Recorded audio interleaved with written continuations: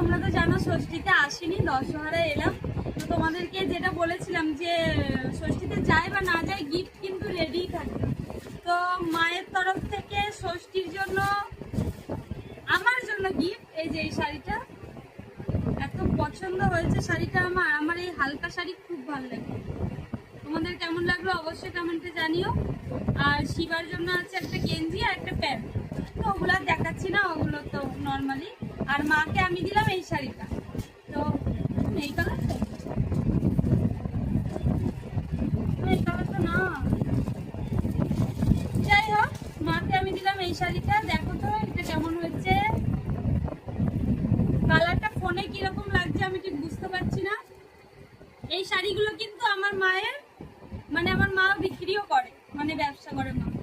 তো যাই হোক এতটাই সুন্দর, মানে সামনে না দেখলে বোঝা যাবে না।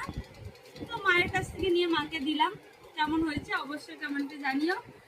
আর ওই শাড়িটাও মায়ের ব্যবসা। তো চলো, এটাই ছিল আজকের ভিডিও।